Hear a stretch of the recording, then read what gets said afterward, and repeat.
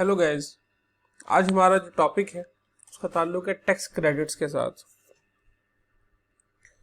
आप अगर पिछले लेक्चर्स पे फोकस करें तो पिछले लेक्चर में जो डिस्कशन थी हमारी वो थी डिडक्टेबल अलाउंसेस के बारे में, और आज की डिस्कशन है हमारी टैक्स क्रेडिट्स के बारे में, टैक्स क्रेडिट एंड रिलीफ।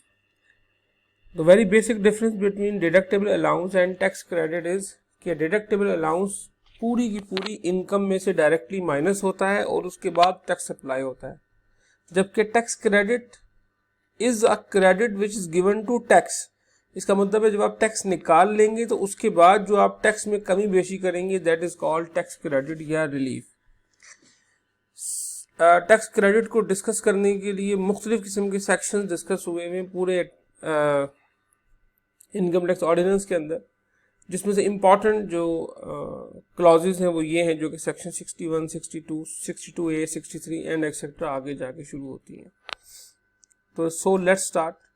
सबसे पहला जो टैक्स क्रेडिट मिलता है हमें उसको हम चैरिटेबल डोनेशंस कहते हैं। आप अगर रिमाइंड करें तो हमने डिडक्टेबल अलाउंसेस में भी चैरिटेबल डोनेशंस के बारे में पढ़ा था, लेकिन वो क्लॉज 61 थी second schedule of income tax ordinance का। अब ये बात याद रखनी है कि आपने जब आप चैरिटी करते हैं under section 61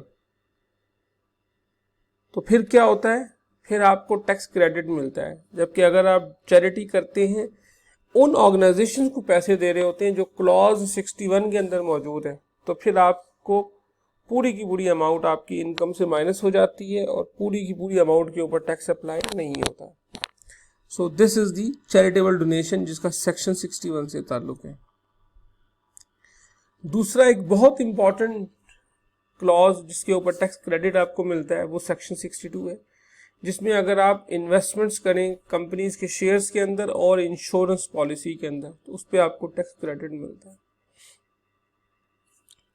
another very important उसका ताल्लुक है investment in health insurance plan. अगर आप हेल्थ इंश्योरेंस की पॉलिसी खरीदते हैं तो उस पर आपको टैक्स क्रेडिट मिलता है। इसके अलावा भी और भी शेयर्स हैं और भी लॉज हैं, उसको आगे जाके डिस्कस करेंगे। फिलहाल हम इन तीन पे फोकस कर रहे हैं, charitable donation, investment in shares and life insurance या इंश्योरेंस और हेल्थ इंश्योरेंस।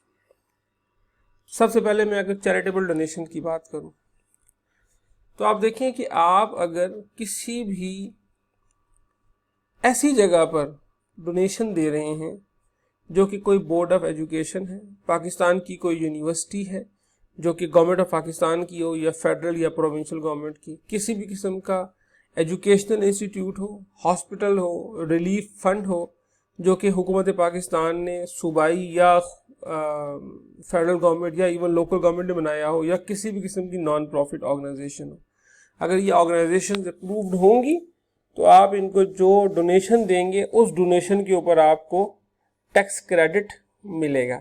अब इसमें कोई भी चीज़ हो सकती है, इसमें स्पोर्ट्स बोर्ड हो सकता है, इसमें कोई यूनिवर्सिटी हो सकती है, कॉलेज हो सकता है, हॉस्पिटल हो सकता है या नॉन प्रॉफिट ऑर्गेनाइजेशन हो सकती है।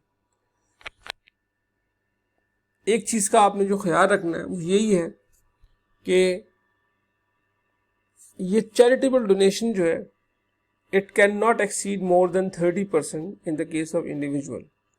इसका मतलब है अगर आपकी 1 लाख रुपए की इनकम है, टैक्सेबल इनकम है, तो आप मैक्सिमम 30,000 तक का डोनेशन पे टैक्स क्रेडिट ले सकते हैं। अगर फ़र्ज़ करें आपकी 1 लाख रुपए इनकम है और आपने 50,000 रुपये की डोनेशन कर दी तो आपको मैक्सिमम क्रेडिट जो मिलेगा वो सिर्फ 30,000 पे मिलेगा, क्योंकि 30,000 तक की लिमिट मौजूद है इंडिविजुअल के केस में। Second is a very very important tax credit जिसका ताल्लुक है इन्वेस्टमेंट इन शेयर्स और इंश्योरेंस से। इसमें 3 किस्म की चीज़ें डिस्कस होती हैं। सबसे पहली चीज़ इसके अंदर जो डिस्कस होती है कि आपको टैक्स क्रेडिट मिल सकता है अगर आपने न्यू शेयर्स खरीदे हैं offered to the public by a public company listed on stock exchange. ठीक है, यानी कि वो वाले शेयर जो कि पब्लिक लिमिटेड कंपनी के शेयर्स हो। और आगे भी एक और बात देख लें, provided the resident person is the original allottee of the share.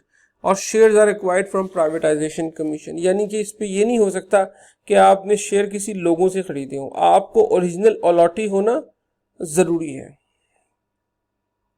दूसरी बात, अगर आप सुकूक फंड्स के अंदर इन्वेस्ट करते हैं and again you are original allottee, आपने सुकूक फंड के अंदर इन्वेस्ट किया और आप ओरिजिनल अलॉटी है, या म्यूचुअल फंड्स वगैरह में आपने इन्वेस्ट किया है, उस सिचुएशन में भी आपको टैक्स क्रेडिट मिलेगा।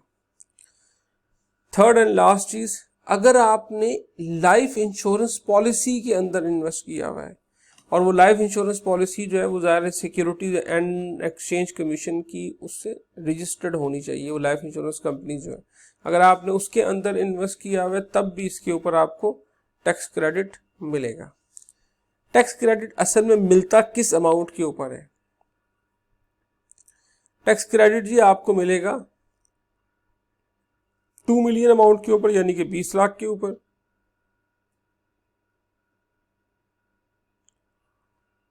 जितनी अमाउंट का आपने सिक्योरिटी शेयर्स खरीदे हैं, सुकूक खरीदे हैं, या आपने लाइफ इंश्योरेंस का प्रीमियम पे किया, वो अमाउंट 2 मिलियन या वो अमाउंट, और तीसरी अमाउंट जो है वो ultimately 20% of your taxable income.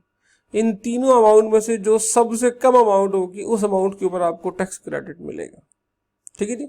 और एक बात याद रखिए कि अगर एक शख्स ने शेयर्स में भी इन्वेस्ट कर दिया है और इंश्योरेंस में भी इन्वेस्ट कर दिया है, तो हमें सिर्फ कहां तक उसको अलाउ करना है? 20% ऑफ टैक्सेबल इनकम। यानी कि अगर एक शख्स की 1 लाख रुपए इनकम है तो वो मैक्सिमम कितनी डोनेशन तक टैक्स क्रेडिट ले पाएगा? 30,000 तक।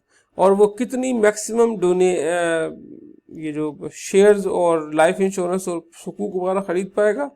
20% of is taxable income. Next thing is tax credit for investment in health insurance.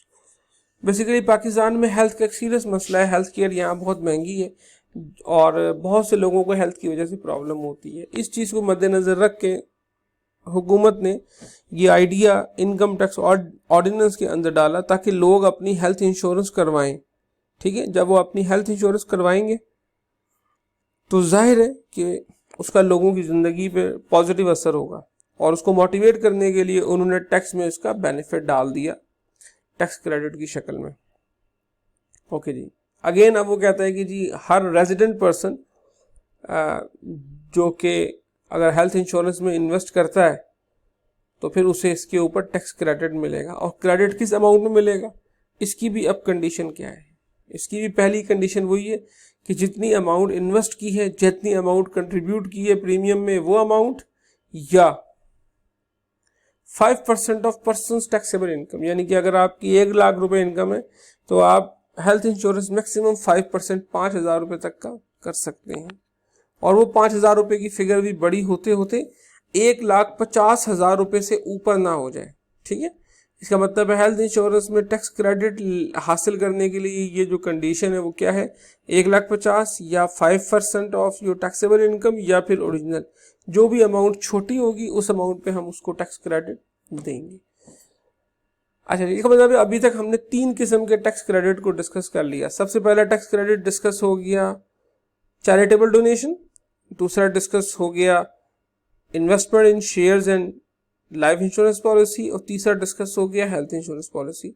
इसके अलावा भी टैक्स क्रेडिट्स हैं कुछ, जिनमें से एक बहुत मशहूर जो है वो वॉलंटरी पेंशन स्कीम का है कि जिस तरीके से हुकूमत चाह रही है कि लोग मेडिकल इंश्योरेंस हासिल करें, उसी तरीके से उन्होंने कहा कि वो तमाम लोग जो कि प्राइवेट कंपनीज में जॉब करते हैं जहाँ पे अगर पेंशन का सिस्टम नहीं है तो गवर्नमेंट ने इनकम टैक्स के तहत उन्हें एक वॉलंटरी पेंशन स्कीम बनाने का मौका दिया या उसमें इन्वेस्ट करने का मौका दिया ताकि कंपनीज वो बनाएं और लोग उसमें अपनी फ्यूचर को सिक्योर करने की कोशिश करें, स्पेशली आफ्टर लाइफ जब इंसान कमाने की पोजीशन में नहीं होता तो उसकी एक अच्छी स्ट्रीम ऑफ इनकम बनी रहे। तो इसके अलावा और कुछ है, मिसाल के तौर पर जिस तरह मैंने अभी एक आपके सामने जिक्र कर दिया अप्रूव्ड पेंशन फंड, इसी तरीके से एम्प्लॉयमेंट जनरेशन बाय मैन्युफैक्चरर, इसी तरीके से वो तमाम लोग अगर वो फ्रेश ग्रेजुएट्स को हायर करेंगे उस पर उनको टैक्स क्रेडिट मिलेगा। अगर वो इन्वेस्टमेंट करेंगे, यहाँ पे इन्वेस्टमेंट से मुराद है रियल फर्नीचर और मशीनरी में इन्वेस्ट करने का, यानी कि अगर कोई कंपनी नई मशीनरी खरीदती है, अपने आप को रिवैम्प करने की कोशिश करती है, उस पर उसको टैक्स क्रेडिट मिलेगा। इसी तरीके से टैक्स क्रेडिट फॉर एनलिस्टमेंट, अगर वो अपने आप को स्टॉक एक्सचेंज में लिस्ट करवाती है उसको टैक्स क्रेडिट मिलेगा। इसी तरीके से न्यूली स्टैब्लिश इंडस्ट्रियल अंडरटेकिंग, उस पर टैक्स क्रेडिट मिलेगा। तो ये बहुत से टैक्स क्रेडिट मौजूद हैं, लेकिन चूँकि हमारा जो स्कोप है वो अभी इतना वसी नहीं है, तो इसलिए मेरा ख्याल है हमें इतना डिटेल में जाने की ज़रूरत नहीं है। आप अगर वो 3 मेजर काम कर लेंगे तो आप लोगों को बेसिक आइडिया क्लियर हो जाएगा कि टैक्स क्रेडिट को हैंडल किस तरीके से करना है किसी भी क्वेश्चंस के अंदर। ठीक है, तो ये हमारा टैक्स क्रेडिट का जो पूरा आइडिया है ये यहाँ पे ख़त्म होता है। मैं आपको दोबारा इसको रिपीट करता हूँ, ये मैं बार बार इसलिए रिपीट कर रहा हूँ ताकि आप इस बात को समझ सकें। There is a thing which is tax credit, there is a thing which is deductible allowances. Deductible allowances direct income में से लेस होते हैं, जबकि टैक्स क्रेडिट जब टैक्स निकाल लिया जाता है तो उसके ऊपर आपको फिर टैक्स का क्रेडिट मिलने का मतलब है कि उसमें थोड़ी सी आपकी छूट हो जाती है टैक्स के पे करने में। Thank you guys.